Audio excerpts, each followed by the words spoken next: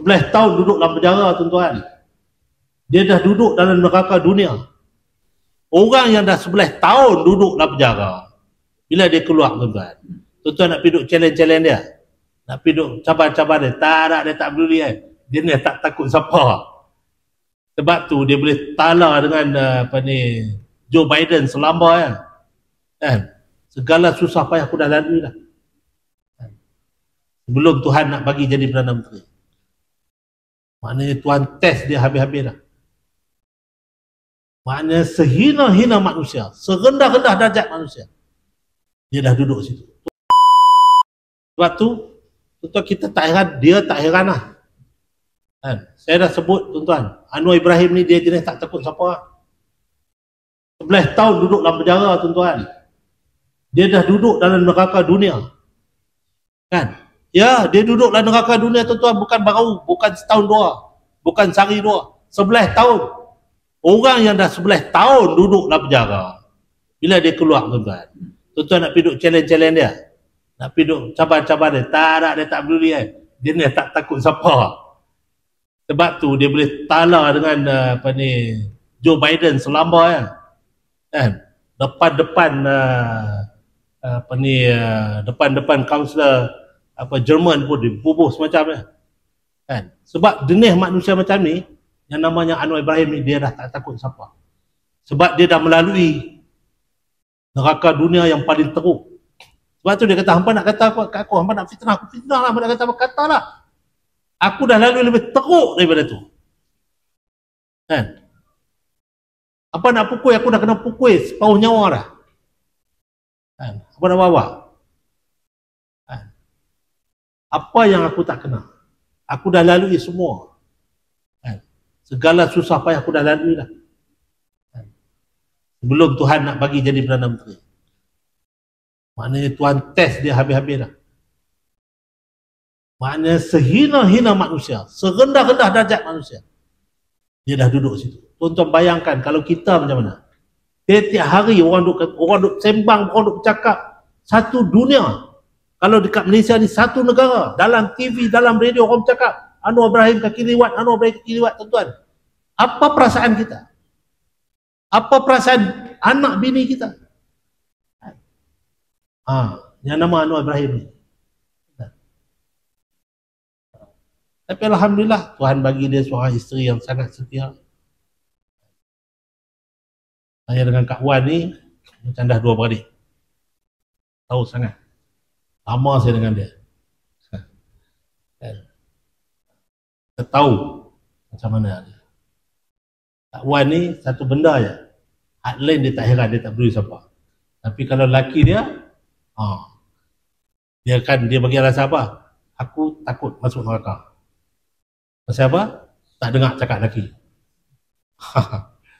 Jadi apa-apa semua kena tanya. Nanti tanya bos dulu. Kita kawan yang ni tak payah tanya bos, kawan kita buat ya. Tak boleh. Lagi aku masuk neraka. Kena minta izin dulu, kena tanya dulu. Kita lah, benda ni di Kak Wan punya kuasa. Kak Wan tiba-tiba Perdana Menteri. Kak Wan punya kuasa nak tanya dia apa? Tak boleh, dia kata aku bini dia. Aku kena tanya dia dulu. Ni yang nama dia Wan Azizah. Kan? Sebab itu, tuan-tuan, Anwar Ibrahim jadi macam tu sebab Allah takdirkan isteri dia adalah Wan Azizah. Kalau orang lain, tak tahulah. Kan? Tunggit awal lah. Kan? Tiap hari orang duk bercakap. Kan? Orang bercakap. Dan sebab itu juga Allah takdirkan dia anak perempuan. Anak lelaki seorang pun cakap pun tidak. Orang. Anak perempuan yang ramai. Sebab apa? Bila anak perempuan ni tak ada lah jiwa memberontak tu sangat. Dia kepung adik dia yang lelaki seorang ni supaya tak jadi macam tu. Kita tengok macam mana aturan Allah Ta'ala atur yang namanya manusia, yang namanya Anwar Ibrahim. Dan hari ni dia jadi Perdana Menteri, pun orang terus hidup cakap, nak kata macam-macam kat dia. Saya kadang-kadang naik geram lah. Geram kita dia jadi geram. Kan? Abang dia bos, tangkap awak, kutip dia habis semua. Awak anak suruh aku jadi macam Mahathir. Dia kalau dia buat itu, kita tak boleh kata apa. Tajak lah. Kalau hang tak puas hati dengan aku, hang percaya orang lain.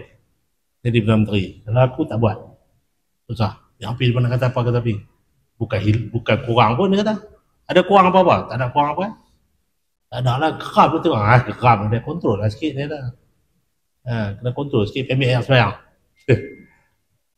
Dia kata geram ni bos, ambil air sembahyang dia. Tenang sikit, relax. Aku lagi teruk dia tahu orang kata. Ni bukan orang kata kat orang kata kat aku yang hang kalut macam apa. Jadi tuan-tuan, waktu saya kata yang nama Anwar Ibrahim ni dia dah tak heran kat siapa, dia tak peduli siapa. Alhamdulillah Allah bagi kesempatan, peluang kepada kita untuk hidup di zaman ketika mana dia jadi Perdana Menteri. Ramai kawan-kawan yang tak sempat, kan? Arwah Ustaz Ni'mat, kan? Orang yang mempertahankan dia habis-habisan, tak sempat nak tengok dia jadi Perdana Menteri. Arwah Ustaz Fadil, Ustaz Fadil Noh, tak sempat nak tengok dia jadi Perdana Menteri, kan? Ustaz Siddiq Fadil sempat, kan? Itu pun tak lama, kan? Sempat tak? Sempat kan? Sempat? Ustaz Siddiq Fadil sempat tak? Rasa macam tak sempat rasanya, tak sempat. Jadi tuan-tuan, ramai yang pendukung-pendukung yang kenal dia, kan, tak sempat. Jadi orang-orang ni tak boleh nak bercerita siapa dia Anwar Ibrahim. Tinggallah kita, kan? Tinggallah kita ni yang nak kata rapat sangat pun tak, kan? Kita pun tahu kenal-kenal gitu saja. Kita tak pernah bersafir dengan dia. Mungkin tak tahulah tuan-tuan, Sok pernah bersafir dengan dia. Anwar Ibrahim tak pernah, tak pernah. Kita tak pernah bersafir dengan dia. Kita tak pernah bak kata Sayyidina Umar, kan, bila ada orang nak cadangkan seorang governor, apa Sayyidina Umar tanya? Sayyidina Umar kata, pernah kamu bersafir dengan dia? Tak pernah. Pernah kamu makan sekalam dengan dia? Tak pernah. Pernah kamu tidur sebantai dengan dia? Tak pernah. Kamu belum kenal dia. Kamu tak layak untuk mencadangkan dia sebab kamu tak kenal dia, kan? Jadi macam tu juga kita dengan Anwar Ibrahim ni, kita cuma dengar-dengar gitu je. Kita baca melalui, cuma kita ada peluang dulu kita kenal dengan orang-orang yang rapat dengan dia. Macam saya, alhamdulillah, saya kenal dengan family dia, dengan anak-anak dia, kan, dengan isteri dia.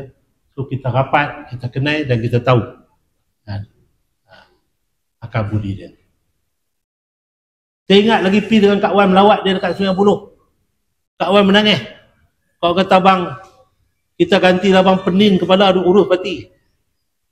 Dah, dia kata, bukan tak boleh ganti, kan? Abang bagi dekat Zah bukan kata sebulan, sekat hari pun Zah tak tahan dah duduk dalam ni. Susahlah, baik hampir urus parti lah, kan? Urus parti, teruk urus parti tu, dia kata jauh lebih baik daripada Ahmad duduk dalam ni, kan?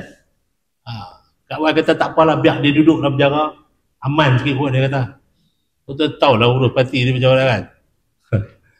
Saya 25 tahun tuan urus parti, saya tahulah macam-macam jenis manusia dah, kan? Jadi tuan-tuan, bila Kak Wan minta tu, dia kata tu sah. Ni neraka dunia. Orang sampai turun terus meeting, sampai malam, baru balik hotel, tidur. Esok sambung lagi. Lepas tu terbang nak pergi ke negara lain. Begitulah seterusnya. Ada masa dia main golf? Tak ada. Ada masa nak urut-urut? Tak ada. Ada masa nak relax? Nak shopping-shopping macam orang lain? Tak ada. Dia macam tu, bini dia pun macam tu. Saya dulu sosial politik bini dia. Masa tu jadi timbalan Perdana Menteri. Tuan pergi ke Paris. Paris ni kan tempat orang shopping. Timbalan Perdana Menteri ni perempuan. Jadi orang dekat Paris, kita tahu dah kalau perempuan main ke Paris, kena pergi lah gedung-gedung besar. Tuan bawa dia pergi ke apa? Ada apa? Dekat Paris ni, Allah, pusat fashion yang paling besar lah. Tuan pada timbalan Perdana Menteri nak pergi tutup supaya bagi dia pergi. Dia pergi, dia tahu dah tak ada orang. Kita tak ada orang lah kawan, kata orang tutup, nak bagi orang main shopping. Dia pun pergi shopping tuan, pergi shopping, saya tu nak dia, dia pergi shopping kan. Dia tengok, ish mahal dia, nak beli apa? Dia tak kawan jangan, dia kata kuat. Orang tengok sudah, memang mahal, saya tak mampu. Kita tengok je lah. Tapi ni yang mereka satu yang mereka tutup gudang ni nak bagi kita masuk beli, kita nak beli apa? Saya kata tak apalah, tengok lah kalau tak beli pun. Dia ambil satu mahal. Ish, mahal ya, mahal. Memang mahal. Tempat tu bukan orang tengok harga, orang tengok design, orang tengok fashion, orang tak tengok harga. Kita ni jenis Melayu ni pergi tengok harga dulu. Memang pakai tak beli lah tuan.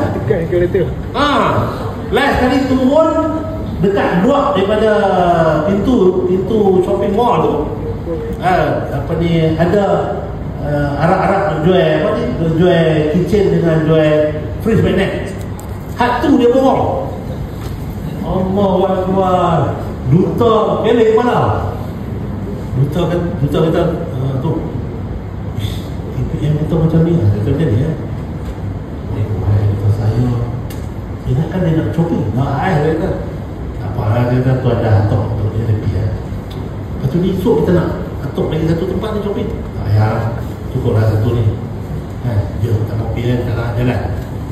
Bukan nak beli apa. Memang tak beli apa. Balik beli permanent. Lepas tu dia balik, dia kira. Dia kira cucu dia kira hak dia beli berapa. Lepas tu dia ada short sikit. Dia tahu ni tak cukup, ada cucu ni tak dapat. Macam mana ni, kawan kena pergi beli. Tak apa, kawan tu rupiah baru orang. Kita suruh pegawai pergi beli. Hantar pegawai pergi beli, pergi cari fridge magnet bagi cukup pada cucu dia. Baiklah. Kalau baju ni jahit, dia punya ADC dia,